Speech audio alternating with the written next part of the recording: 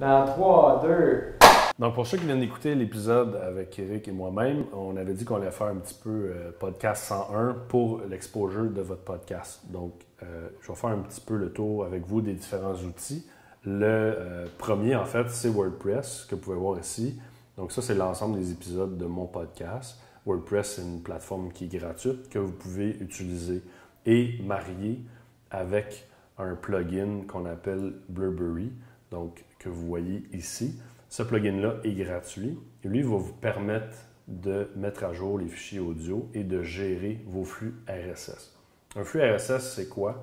C'est un fichier comme ceci, donc c'est plein de code et c'est comme un peu l'adresse de votre podcast. Donc quand vous vous mettez à jour avec un nouvel épisode, lui, il va mettre à jour tous les répertoires sur lesquels votre podcast est enregistré. Donc en parlant de répertoire, le premier et le plus important, c'est iTunes. Donc, vous pouvez aller sur itunesconnect.apple.com, juste à suivre les étapes. Donc, vous devez vous créer un identifiant Apple et ensuite, vous allez soumettre votre flux RSS sur Apple.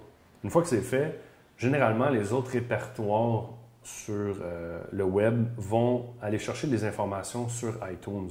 Ceci étant dit, si évidemment c'est un podcast québécois, il y a des répertoires au Québec qui ne vont pas s'inspirer nécessairement d'iTunes. Donc, il faut aller soumettre son flux RSS sur ces répertoires-là.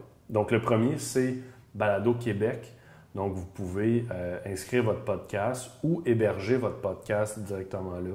Ça peut être une option. Donc, une fois que ça c'est fait, eux vont afficher vos nouveaux épisodes. Et il y a aussi Radio H2O.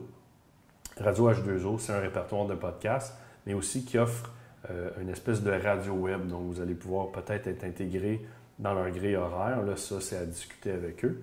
Et une autre option qui peut s'offrir à vous si la plateforme WordPress ne vous intéresse pas et que vous êtes un petit peu moins geek, vous pouvez aller sur Podbean. Donc, sur Podbean, on aurait différents forfaits. Donc, si vous voulez juste essayer, vous pouvez vous inscrire au plus petit forfait qui est 3 $ par mois. Vous allez avoir des limitations au niveau de l'espace, ce genre de choses-là, mais eux vont vous aider à donner une page, intégrer les images, soumettre votre flux RSS à iTunes. Si vous avez des questions, il y a un certain support. Donc, si vous n'êtes pas trop à l'aise, je vous suggère d'aller vers ce service. Sinon aussi, comme Eric héberge son podcast sur SoundCloud, vous pouvez aussi choisir cette option-là, une option gratuite ou une option payante. Donc, voici un petit peu la base pour créer un certain exposure de votre podcast. Si ce n'est déjà fait, n'oubliez surtout pas de devenir vous aussi un membre de cette chaîne. Par la suite, assurez-vous de regarder sous cette vidéo. Regardez dans la description afin d'accéder au lien menant au podcast où j'ai eu le plaisir d'interviewer HMSeb. On y parle de sujets divers et entre autres de Podcast 101 pour les nuls. Il y partage alors différents de ces trucs qu'il a appris dans les dernières années et vous serez donc en mesure, vous aussi, de partir votre propre podcast.